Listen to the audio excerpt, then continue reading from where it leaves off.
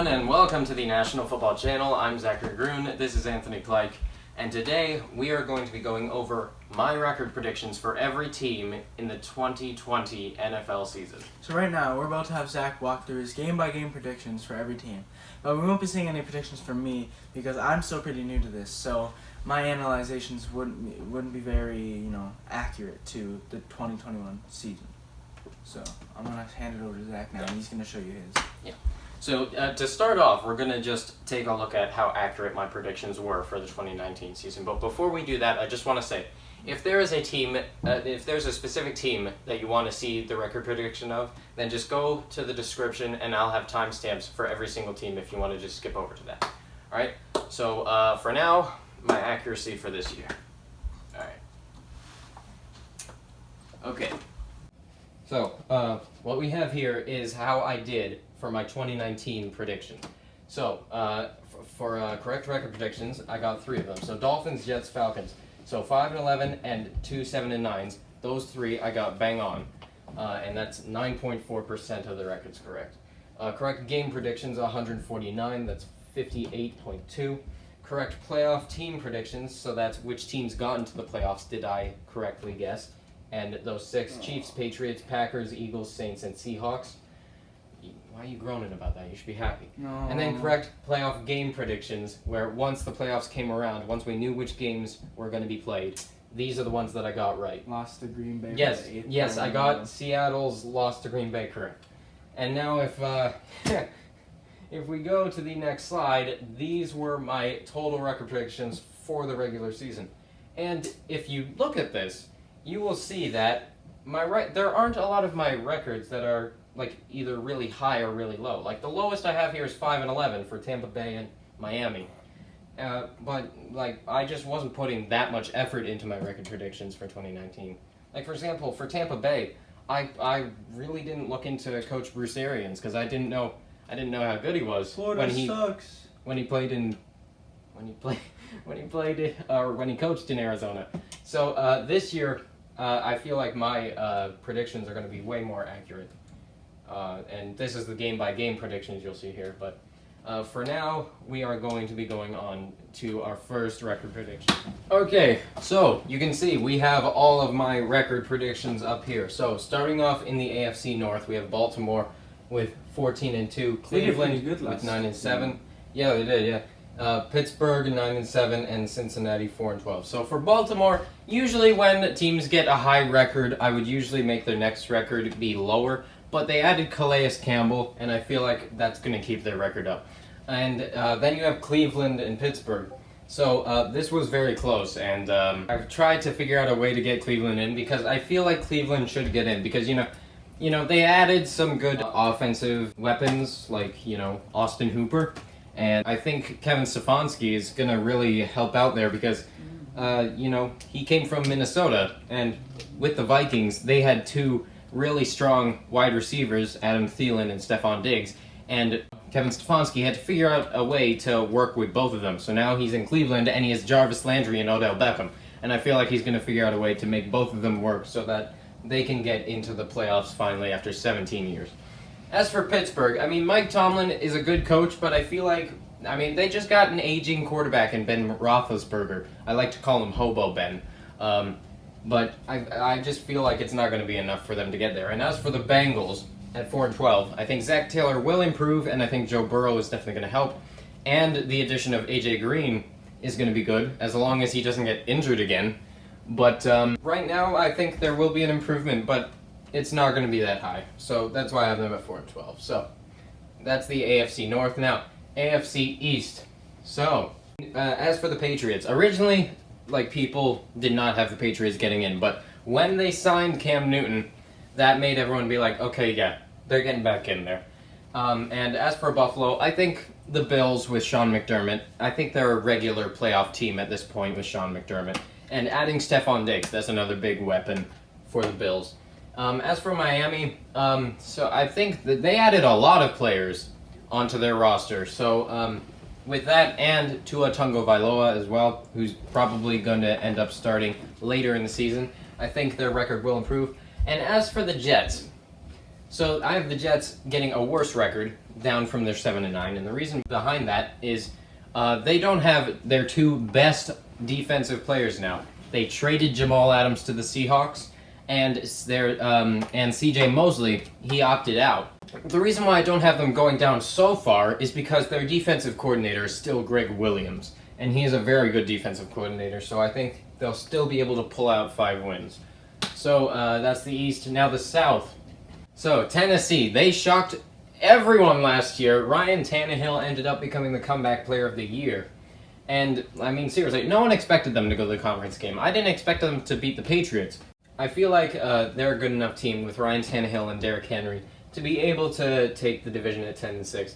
And then you have the Colts. So the Colts, they had 7-9 last season, and I think the biggest reason because of that was the quarterback position, because, you had Jacoby Brissett, who pretty much proved he's not good enough to be a starting quarterback, and then when Jacoby Brissett was injured, you had Brian Hoyer, who ended up giving the Colts a loss to the Dolphins.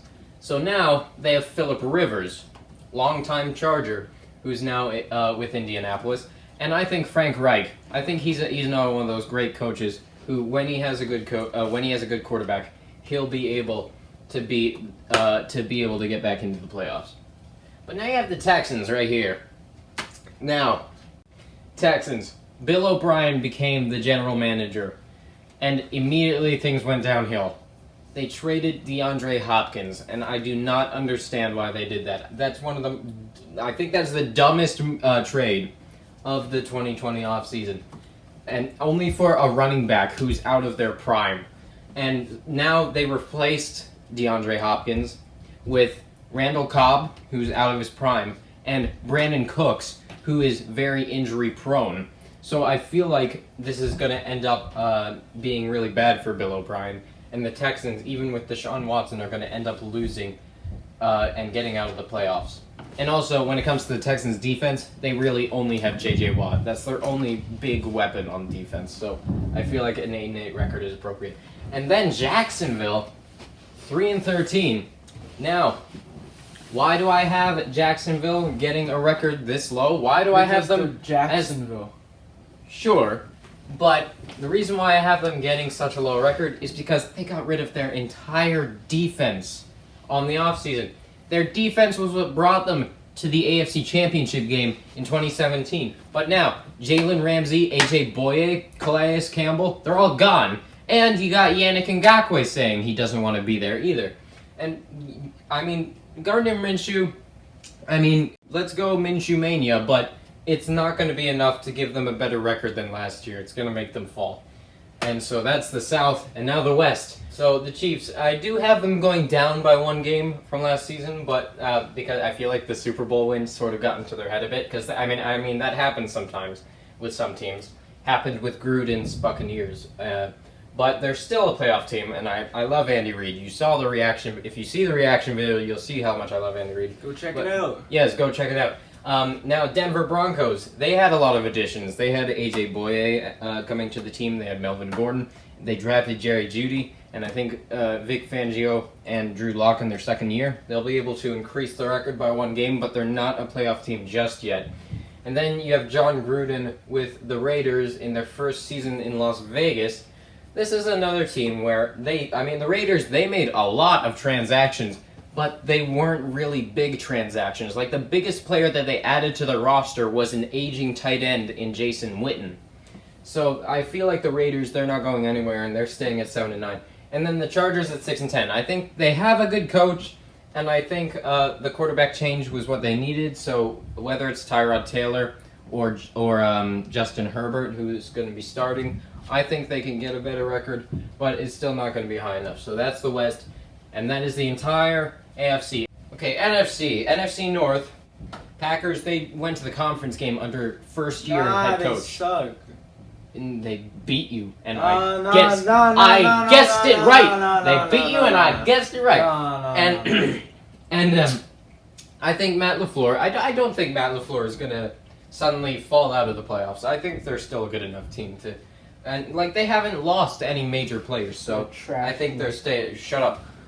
Now the Vikings. Originally, I had the Vikings not getting in. But then when I reevaluated their schedule, I realized that their last game against the Lions, would be where they're fighting for a playoff spot, and I feel like in that situation they would definitely be trying to win. So I gave them the win there, and the Vikings end up getting in the wild card then.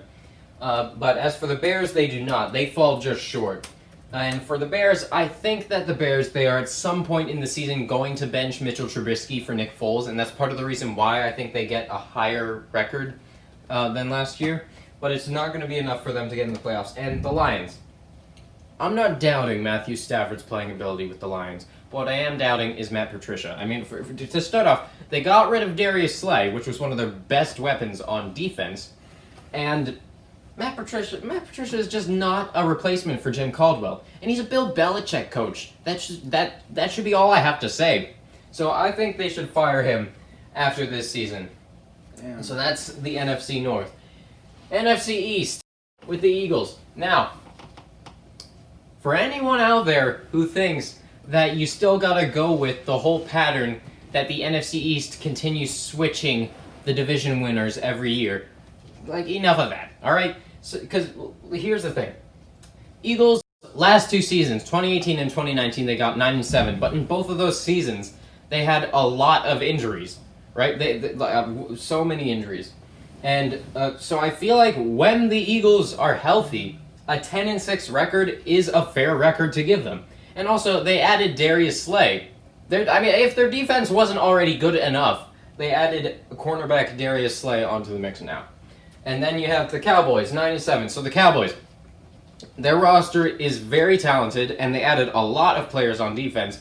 The only thing they were missing last year was a consistent playoff coach, and that's why they got Mike McCarthy. And I feel like that is going to help the Cowboys, but because of the change I made to the Minnesota Vikings record, the Cowboys ended up not getting into the wild card at the end. Now you have the Giants. So originally I had the Giants record being worse than last year's record of 4-12 because Joe Judge, again, he's a Bill Belichick coach, and he's only had experience as a position coach. But then I changed my mind when they added Jason Garrett to be their offensive coordinator. I feel like that is going to increase the record, so I decided to keep them where they are at 4-12, and then Washington at 4-12. I think Ron Rivera is definitely going to change a lot of things for Washington. I really do not know why Carolina decided to get rid of him, because he is a great coach, and I think he's really going to help them out. So I think there will be a record increase, but it's going to be a while before Washington starts seeing the playoffs again. But he's definitely going to help them out. All right, NFC South. Saints. They just signed Drew Brees again, and they took Malcolm Jenkins from Philadelphia. They also got that, so they're taking the division again. Buccaneers. Tom Brady, Rob Gronkowski, LaShawn McCoy, all of those additions. Because when you think about last year, Bruce Arians, he got a 7-9 record with a 30-interception quarterback. So if he has Tom Brady, you think that they're definitely going to get into the playoffs with that. Now, the Falcons. Now, I know that the Falcons did add some players like Todd Gurley, but they did also lose players like Austin Hooper and Desmond Trufant. And really, the Falcons, they're one of those teams that are just there. You know, it's really hard to get behind them. So I just have them going 7-9 for the 3rd straight year. And then the Panthers, worst team of the season in my opinion. I know, now Teddy Bridgewater, he is a great quarterback, but that's not the reason why I have them so low. The reason why I have them so low is because of Matt Rule, their new head coach. And if you look at his head coaching record, whenever he went to coach a new team, his records for his first season at those new universities have been very low. His first season when he was at Temple, he got 2-10, and then when he went to Baylor, it was 1-11. And I feel like his strategy is to be one of those purposeful collapses at the beginning of the season so that for the next season they can gain better players. I think that's what his strategy is being. And then finally, the NFC West. Seahawks, 12-4. Should be 16-0. Shut up, you fan. And yes, I have them taking the division away from the 49ers. Because I feel like, the addition of Jamal Adams, I feel like that's just adding more onto a very strong team. So I feel like that's going to take it for them. 49ers did lose some players, like Joe Staley, he retired. But do I think they're going to fall to the Super Bowl losers curse? Absolutely not. No. they're still a very strong team, and they also added Trent Williams to replace Joe Staley. So I think they're still getting into the playoffs. Rams 7-9. So for the Rams, they just lost Todd Gurley, and to be honest, I feel like the Rams are just gonna continue like getting worse and worse right now, because I mean, and especially with the division that they're in, they have a very difficult division to face, and because of that, I feel like the Rams are just gonna get a smaller record. And that's the same for the Cardinals, but in this case, the Cardinals are increasing because Cliff Kingsbury and Kyler Murray, they're in their second year, and they added DeAndre Hopkins. That's another big addition to the team. And so that's going to increase it as well. But again, they're not getting into the playoffs because they're in a very tough division. And that is all of my record predictions. And if we go over here, we have all of the game-by-game predictions that I have for each team here. But that is my record prediction for 2020. Wow. Okay. Well, there you go. That's all of the predictions. So, hey, and if I'm being honest with myself, if you're watching this at home right now, you're probably the only one to make it this far in the video, but we appreciate you taking the time watching this. And you'll be happy to know that the video is now over. Be sure to like and subscribe, and we'll see you in the 2020 season.